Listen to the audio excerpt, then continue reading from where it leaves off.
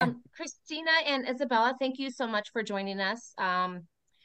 This is we've got maybe a couple more Success RXs planned for the end of the year, but I think this is one of the most important ones, and it's regarding how to utilize your mentors. And we have two fantastic Genesis board members who will be presenting today. We've got Brianne Bakken and Pamela Wiltfang, and I'm just going to hand it over to them.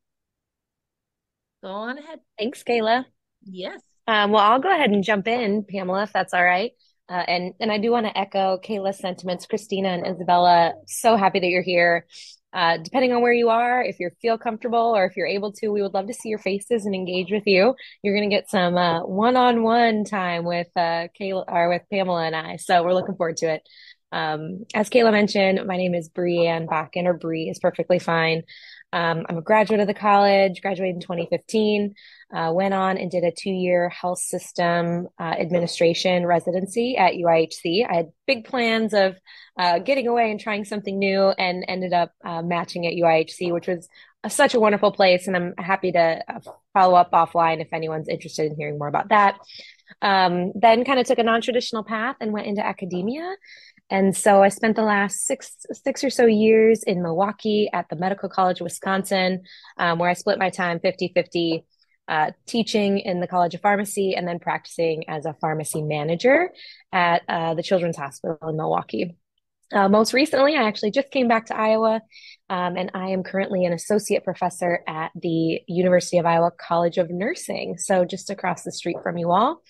And I'm teaching a variety of classes in pharmacy administration and business. Well, not pharmacy administration, excuse me. Just rolls off the tongue too easily nowadays, but on health systems administration and business for nurses. So delighted to be here with you all. Pamela, do you want to give your intro before I jump into the slides or the content? I think they both know me pretty well Okay. from teaching and like other presentations I've done. But Okay. honestly, yeah, just New Canada, then Immunocore, Amgen, quick refresher, no residency or fellowship, but love student engagement. So thanks for joining, guys. Awesome. All right. So we are here to talk about how to utilize your mentors. So we're not going to make this very much of a presentation. We really intended it to be audience engagement and just kind of a conversation with whoever was here. Um, so Pamela, if you want to go to the next slide, or whoever's running the slides, maybe I'm able to advance even. Perfect. So if you guys want to quick do the Slido, you can join with that code. I mean, I guess since it's just two of you, I mean, you can just kind of share with us. Brie, I'll let you lead. Yeah. You don't have to No, log. You can log in if you want to do like an anonymous question, you can, but I think feel free to these are unmute. I'm totally welcome that.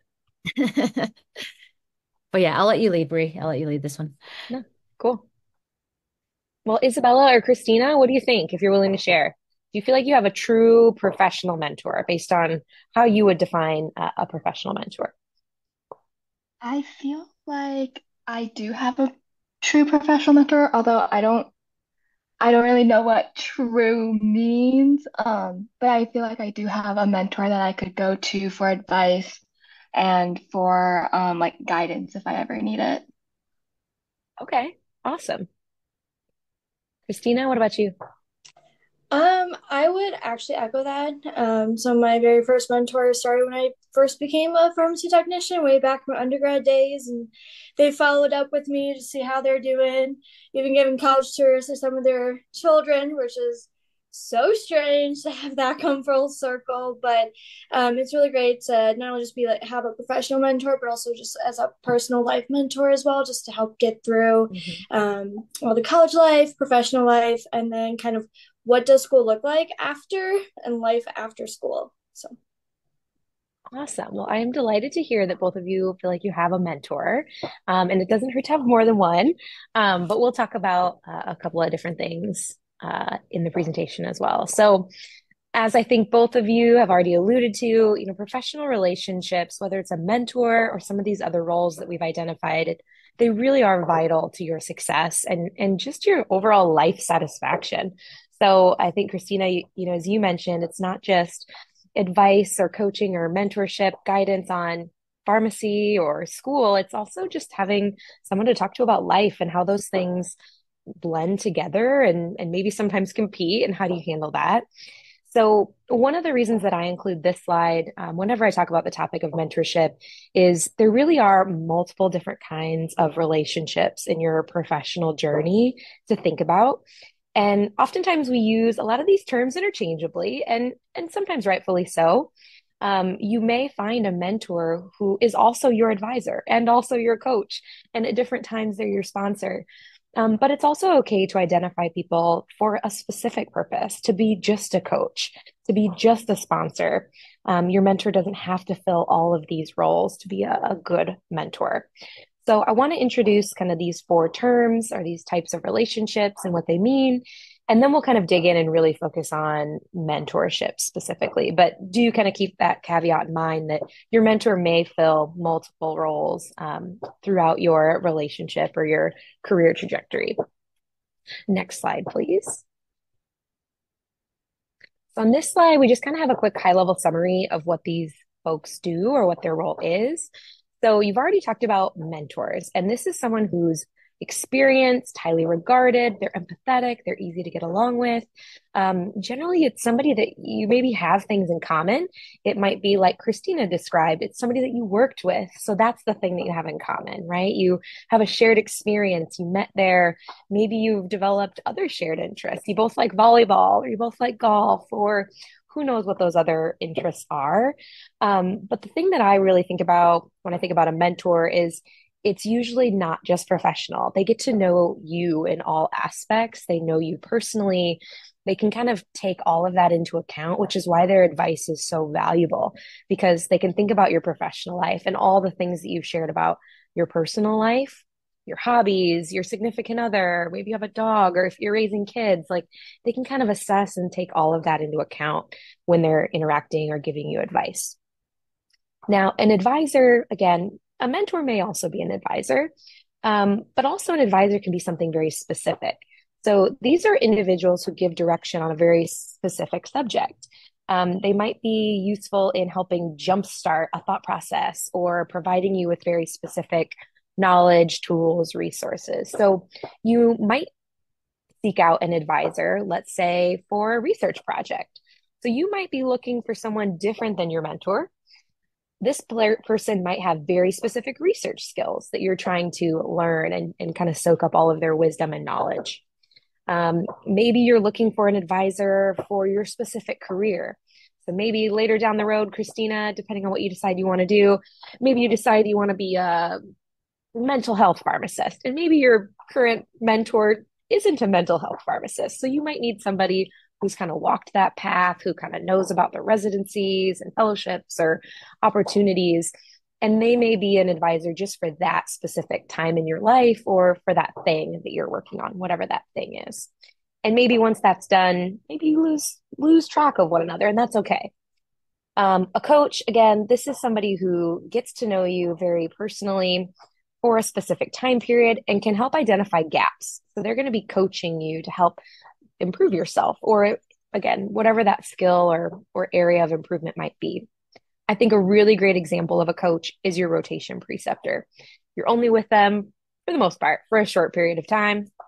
They're really there to help identify what you're good at, what are your strengths, what are some areas for improvement, how do we make you the best pharmacist that you can be when you graduate in whatever area that you're in for that IPPY or APPY rotation, for example. And then a sponsor, this is somebody who advocates for you. It might be in the form of reaching out, helping make connections for you, writing a letter on your behalf. So thinking about letters for, let's say, a scholarship, or maybe a letter for an award or for residency. So these are really people that you can think of as career expanders. So they're out there again, advocating and sponsoring you and working on your behalf. So again, final caveat, I know I mentioned this, but a mentor may fill multiple of these roles, but they don't have to.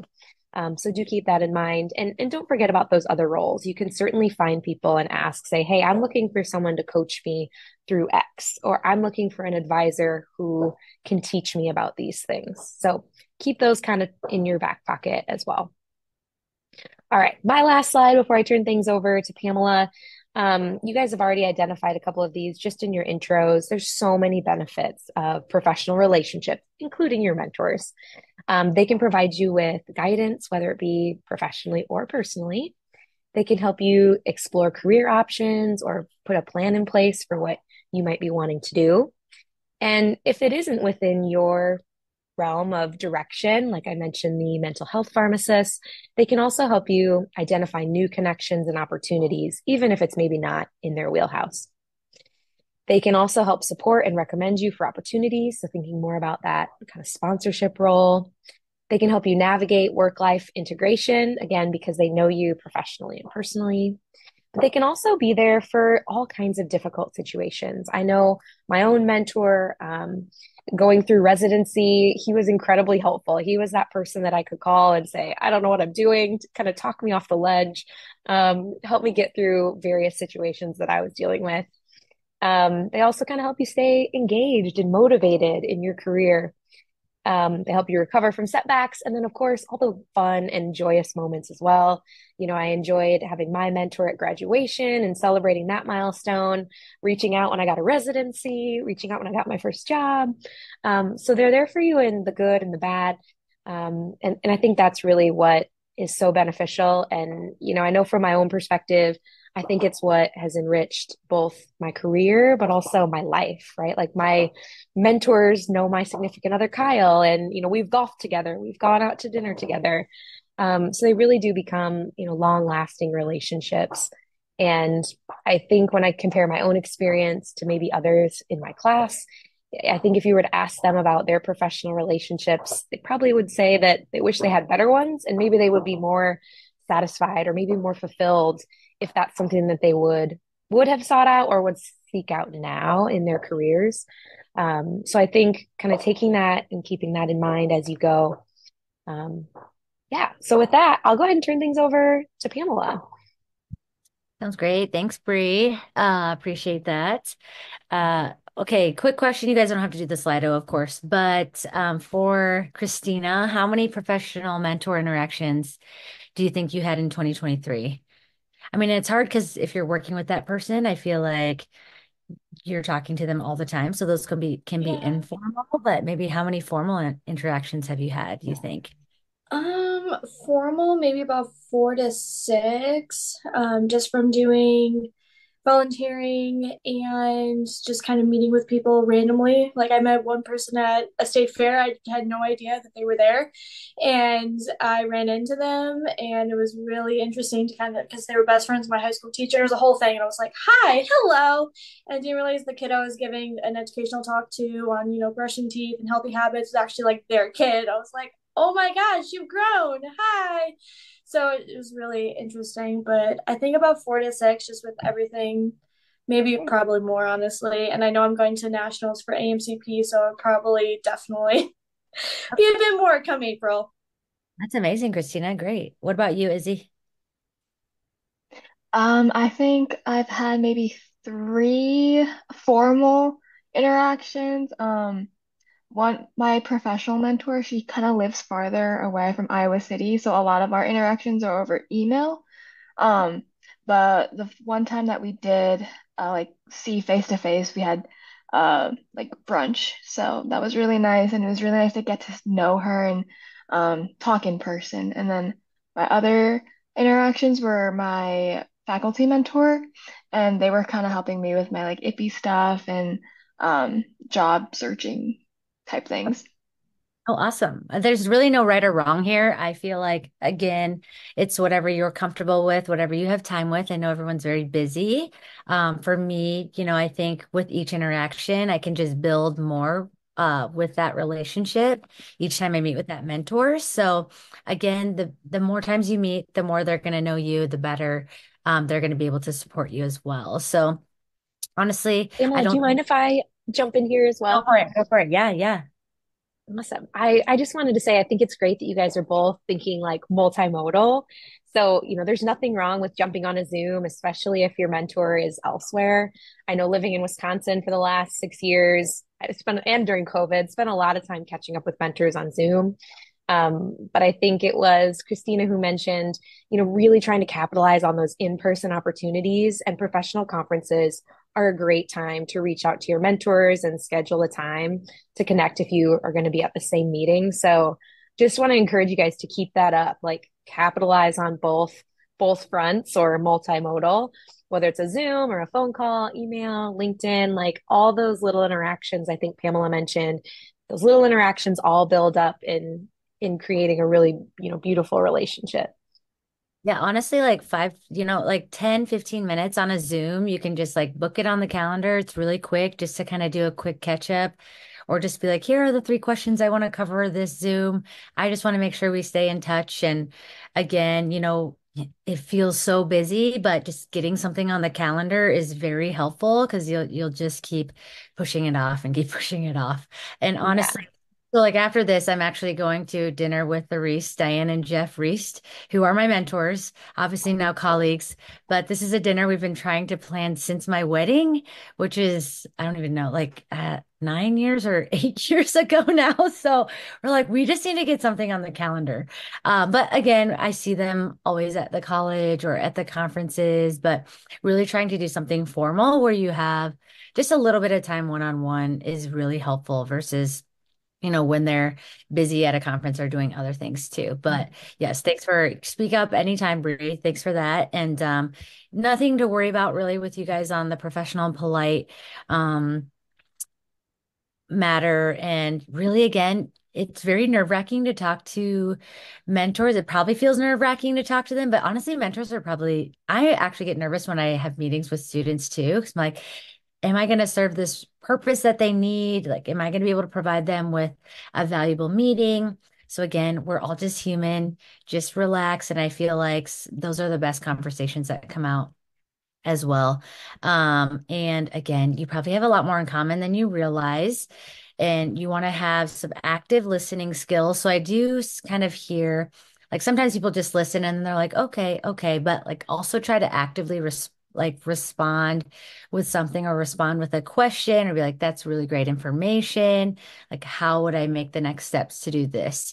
But or active listening on, maybe a conference that they're going to be at later and you're going to remember that and be like, hey, let's set up a time to meet during one of these breaks during the conference. Cause I remember you saying you were going to that, or, how many kids does this person have?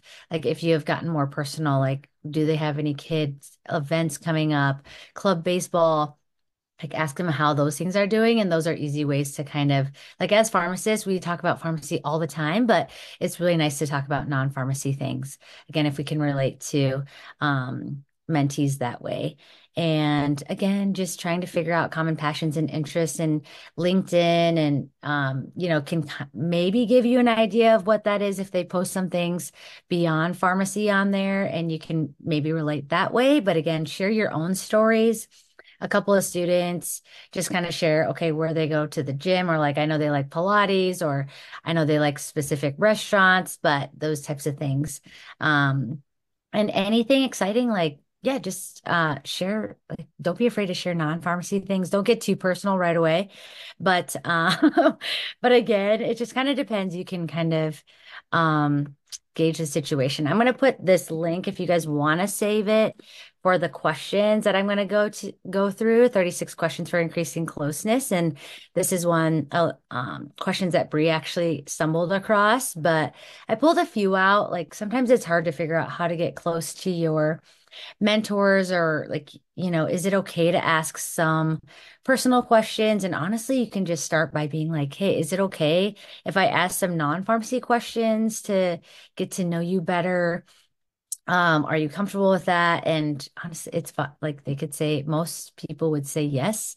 Or they might be like, depends on what it is. But again, starting out, what in your life do you feel most grateful? Like if you could wake up, or you could just say like, hey, I'm really grateful for like my family and kind of go into that and kind of get them to see a little bit of your personality and why you are you and then they might feel open to share some of that with you as well, or they might be able to relate to your story.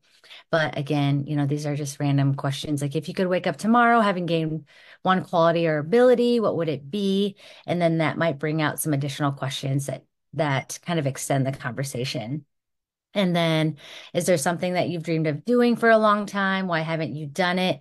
This is a really good one, I feel like, because this is a way that you can help your mentor kind of push more to do, something that they haven't done. And it could be a trip, it could be pharmacy stuff or non-pharmacy things, but that's one way for you to impact on your mentor. Again, I feel like it's a two-sided relationship, right? Like how can we balance that a little bit? And you don't have to necessarily like try to, if it's awkward to do these, you don't have to, but slowly integrate some of these questions to get them to know them better. What's the greatest accomplishment of your life? Sorry, guys, texting. And maybe that would resonate with you and like kind of push you in a different path. It just kind of opens your eyes to different insights of things that you may not have thought of. And then, set three, if you open up the link, those are a little personal and more like spouse related, I feel like, but I pulled a few that are, that might be good starters, but like, in your opinion, what is most important for me to know about X, right? Like about this conference or about life in general or about work-life integration, some of those things that Bree mentioned earlier. But just tell your mentor, like, you're grateful for them, what you like about them, be honest. And again, they could share some feedback with you as well. And I guess we'll just talk about this. I think, I've seen both of you on LinkedIn, but how often would you say each of you use or go on to LinkedIn? Christina and Izzy. Or maybe even how you're using it. Yeah. I'll be honest, not as often as I probably should be. I was even just talking to a P4 about this, and because we had P4 come back and just talk to us in our organization, they were like, "Yes, use it," and I was like, "I kind of forget about it that it exists sometimes." So, yeah, definitely not as much as I probably should be. Okay. What about you, Izzy? I think when I first started like making my profile, I definitely checked it a lot more often than I do now. But yeah, I do kind of forget about it. And I think that's fine. I think there was like a few years where I had a hiatus of not using LinkedIn at all. And now, like with my new job in industry, it's really helpful to me. So now I'm on it all the time. So again, depending on your role, depending where you're at in your life, you may use it more often, less often. But again, I think now is a good time to use it to connect and engage with various people on LinkedIn, even strangers. Sometimes I'll connect with people that I don't even know and just kind of reach out and say, "Hey, I want to hear a little bit more about your role and what you do." And honestly, I just say like, "Hey, are you free to jump on a 15 to 20-minute meeting?" And then I have, like three questions set up that I'm going to ask to make sure that the conversation flows. And then some bonus questions in case we have some time. But again, like for me, I feel like it's still awkward for me to even talk to people I don't know. Um, and no one ever believes me when I say this, but I'm kind of introverted. Maybe I'm an introverted extrovert or something, whatever, whatever that is. But yeah, if you want to move or if you're from a different state or if you want to go to a different state or have an idea of where you want to do your residency, where you want to work or end up eventually, I would just start searching for random people in those areas. And honestly, I'll do a search now. It's for my job. I've never used the filters before, but there's LinkedIn filters where you can put like PharmD, cardiology, and then filter for the specific state that you want. And honestly, I'll just kind of connect with like five of them and it's just kind of see who accepts and reach out.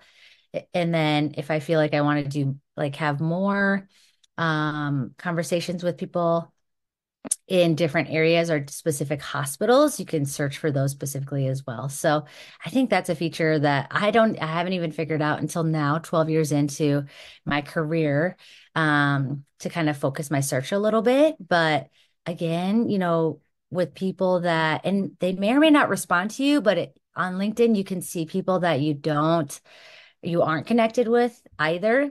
So if you start to like follow and like them and like maybe comment on their posts, they might be more likely to respond to a message like later on as well. But again, some people just might not respond overall. But again, reach out with your news, your updates. Like, I'm going to this conference. Are you going to be there? Or I saw you just got this new job. I'd love to hear more about it. And, I'm not sure where I want to go in my career trajectory. So just kind of want to interview a few pharmacists. And another way to kind of get one extra connection is just say, hey, is there one other person that you can connect me with by chance in this field? Right. So that you don't have to randomly cold call. You get that interest. Right. So like with every mentor meeting, be like, hey, is there one person you can introduce me to? And then try to meet as periodically as you can, long meeting.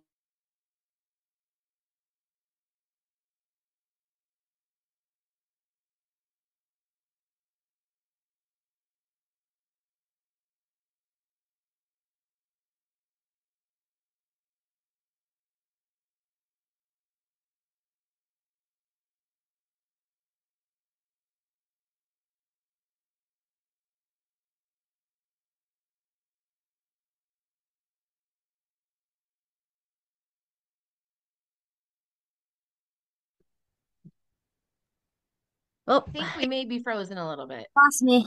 Sorry, I don't know what happened there. It could be my um Wi-Fi. Let's see. Let me connect here.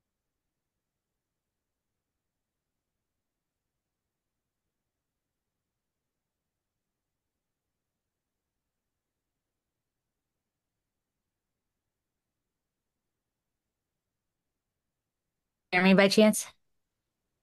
Or Okay, but I think you can hear you, but you just left us, uh, but you're back. okay, got it. Okay, sorry guys. There we go. Um, okay. Again, just like do what you can. Don't feel like any pressure from any of these that you have to meet a certain number of time. Um, but that was the last slide anyway. The last one is questions, and we wanted to save enough time for questions that you might have as well.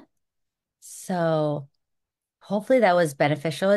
What's one thing that you guys found beneficial from the presentation? We got a couple others, Reba and Sam. Hey guys, thanks for joining. I like the tips on the LinkedIn. Um, I think Dr. Wilson, I think you'd be a really good like tutorial person to like explain LinkedIn. Because Okay. before engagement week, I honestly had no idea. Oh, I think you muted yourself. I feel There like you go. I don't know why that happened. Um, but I feel like the social media platforms, each of them have like the do's and don'ts. So I feel like you'd be a really good person to like explain those. Um, and then I also have one question, I suppose. Um, but when you're finding a mentorship, is it like, how do you like ask them like, will you be my mentor? Or is it more of like an unspoken thing where you just kind of gradually grow into the relationship? Bree, we can both say, but I'll let Bree go first. Yeah, I feel like at least I feel like there's kind of two camps here. I feel like for me, most of my like who I consider mentors, it was never like, will you be my mentor? It was more so like, hey, I enjoyed meeting you at this conference. Can we get another coffee? Or like, can we start meeting periodically? Kind of like Pamela had mentioned earlier, kind of just getting a cadence on the books sometimes with certain people. If it's someone I know I really want to kind of start establishing that mentorship relationship. Maybe it's a Zoom coffee once a month or once a quarter. But I also have had individuals that I've known for a long period of time. An example for me is Dr. Voss or Susan Voss from the college. She just left the College of Pharmacy. So I knew her as a faculty member for many years. And then when I took on my faculty role, I was like, hey, I just switched careers. I'm now kind of pursuing academia. I didn't plan this. I'm looking for someone who can serve as a mentor for me or someone that I can reach out to, periodically. So that was someone that I already had a relationship with. So it was easier to just make the kind of more formal ask versus, someone that I'm just meeting and I'm like, you're really cool and I want you to be my mentor, but I don't want to ask you. Can we just start meeting? So then I didn't make that formal ask. So I guess I've done it both ways. Yeah, Kayla, did you have something to add? I do. Quick question. Do you all have a professional mentor that you were assigned? So through the professional mentor program? And are those mentors helpful for you? The reason I'm asking is so I manage that program, and if your mentor is not working, you just have to let me know, and I can find you another mentor, somebody that's in the area that you're interested in. My mentor is Pamela. I'm lucky enough to have Pamela as my mentor, but I would say that it's been very helpful. Yes. Okay. And then I just wanted to quickly let you guys know that we do have a resource now on our website with the alumni directory. So if you're looking for somebody like, say, you can search by name, you can search by career and state. So if you're looking for somebody that's in a particular career area, you can look that up. And it's alumni directory on the website. And I was going to jump in earlier when Pamela was talking about the LinkedIn filters. That is definitely something that I have used also to try and find alumni. So when I first moved to Wisconsin, and you'd be surprised, there are Iowa alumni everywhere. So when I first moved to Wisconsin or to Milwaukee, I was looking for like anyone with a PharmD who graduated from Iowa and, was trying to just make connections and end up finding a bunch in my, the organization I was joining. So immediately knew I had something to talk about when I ran into those folks or scheduled coffees and things. So definitely capitalize on that alumni network, whether it's, the directory or LinkedIn, et cetera.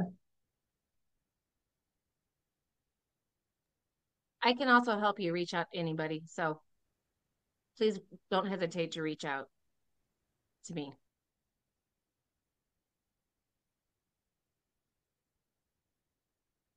What else? What other burning questions do you have about mentorship or advisorship?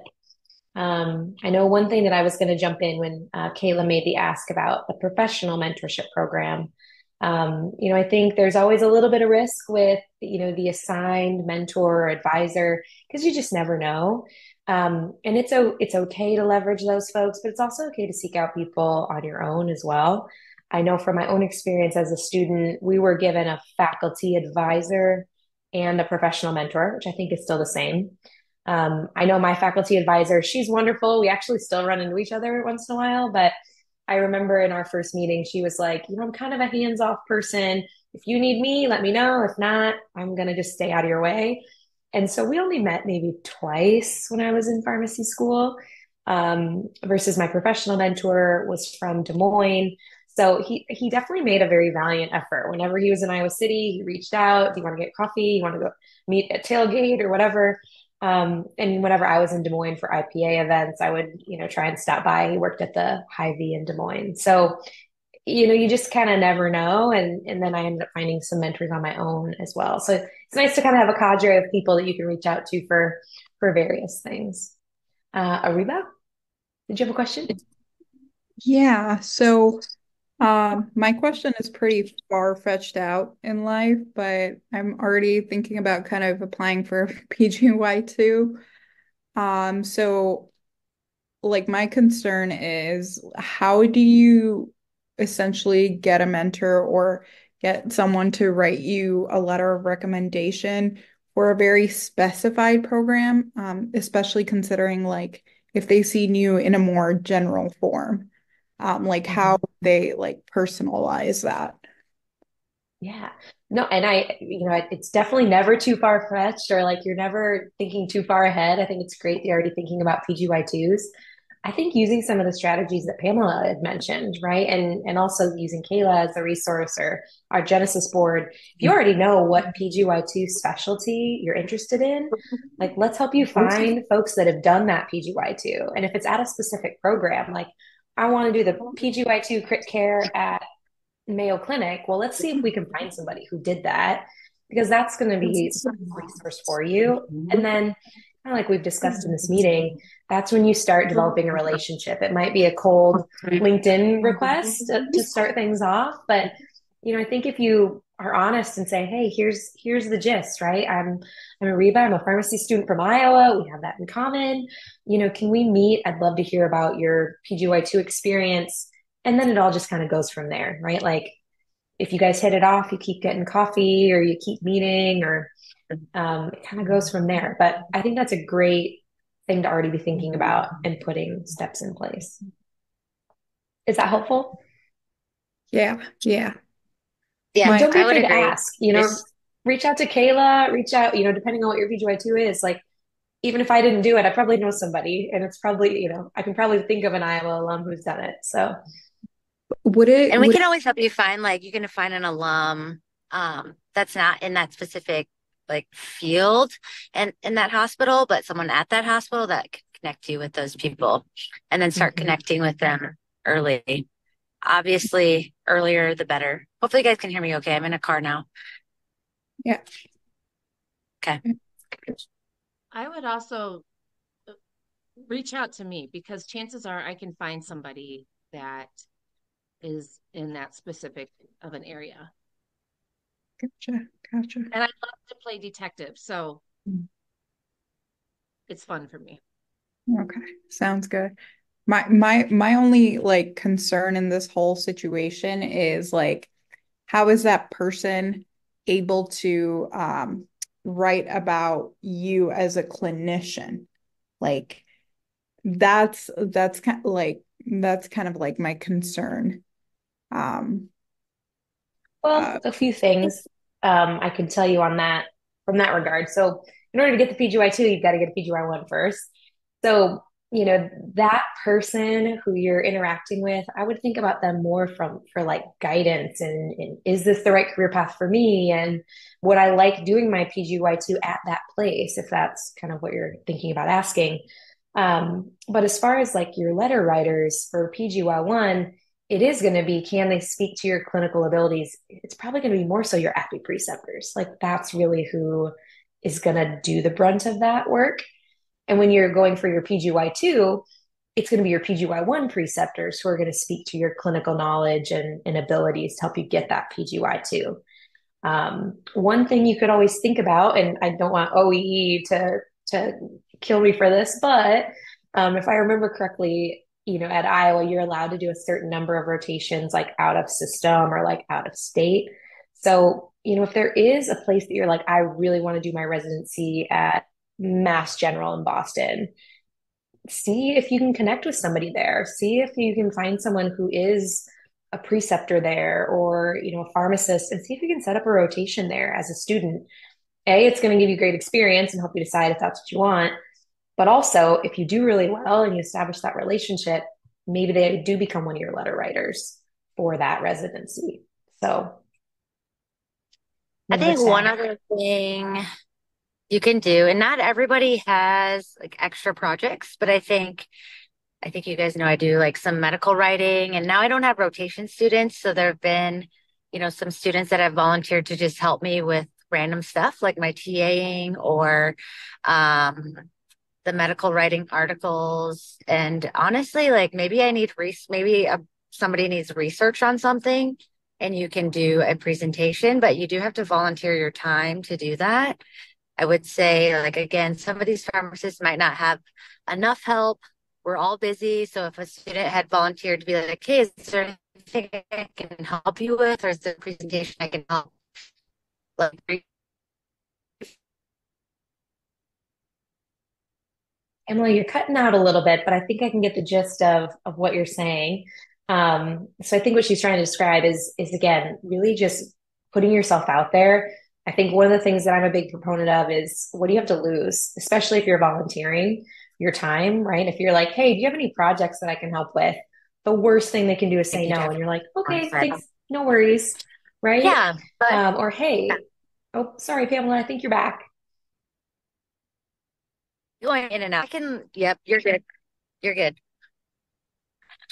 Oops, sorry guys. Go Sorry, ahead. You go Pamela. ahead. I might No like type worries. my answers to make it easier. I'll type my answers moving forward to make it easier because I think I'm like we're on back roads, so it might make it difficult.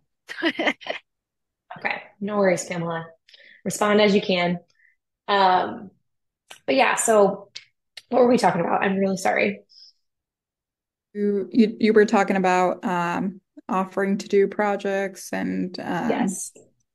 uh, for uh, PGY1 programs. Yeah, sorry. Yeah. Yeah. So I think what Pamela was starting to chat about before we lost her there was this idea of kind of putting yourself out there. Not everyone can take extra rotation students, or maybe maybe depending on how much time they have, a great opportunity is to put yourself out there to volunteer for projects. Or is there anything you're working on that I can assist with?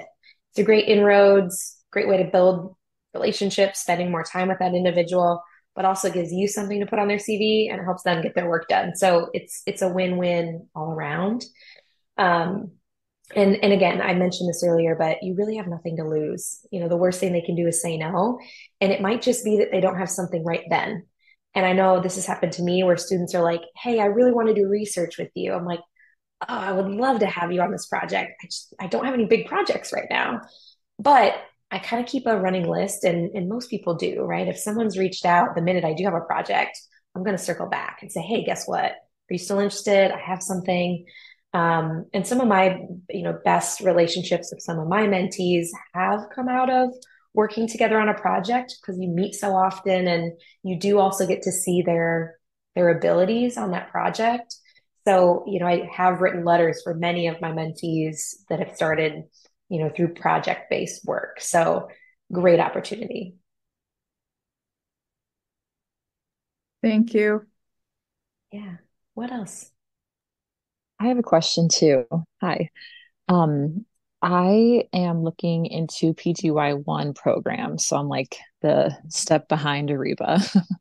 Um, but I really like the advice that Pamela had about reaching out, like to current residents. Like, I just had a question about that. Would it be okay, do you think, to like connect with current residents at programs that I'm interested in and like ask for a meeting, or do you think that's like too much up front? Maybe just ask about like their role. That is 100% okay. I can tell you Okay. that when I was a PGY1 or even a PGY2, I spent a lot of time meeting with students. And the Okay. residency programs like that, right? Like if you're interested in our program, they want the residents to be the ones helping recruit and helping share that information. So it's definitely not too forward. I think all of Pamela's caveats she presented still exist, right? Send a nice professionally worded email and, hey, can I get, 30 minutes of your time if they're local? Can we meet for coffee? Or hey, can we jump on a 15 to 30-minute Zoom, based on your schedule? I'd love to learn more about your residency program, your experience. I think that that's totally normal and they're going to be used to that for sure. Okay, awesome. Thank you. Yeah.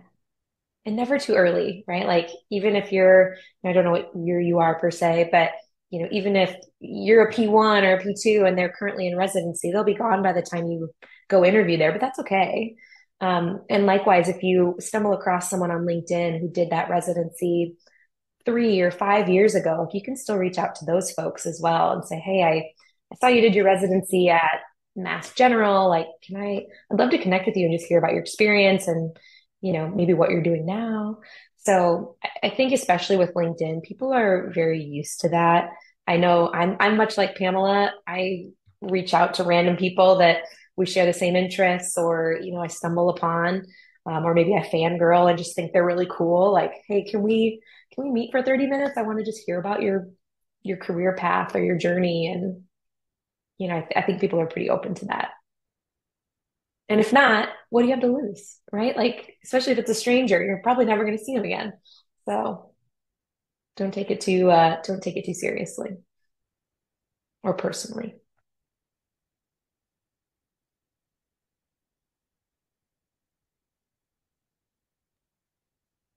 Are there any other questions you have to ask?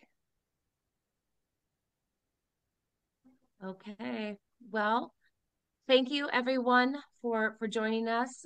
Pamela and Bree, thank you for taking the time out of your schedules. And students, I know you guys are so busy as well. Um, Christina, Isabella, Ariba, and Samantha, thank you so much for joining us. We do have another SuccessRx coming up in about a month. I'll be sending out some information about that. But until then, if you have any questions or requests for topics, please don't hesitate to reach out. And I know both Pamela and I are in the alumni directory on the website, and we're both on LinkedIn. So don't hesitate to connect with us. Reach out if you have questions or if there's ever anything that we can do to help and support you now or later. Have a great night, everyone, and go Hawk. Go Thank you, Hawks. everyone. Thank you.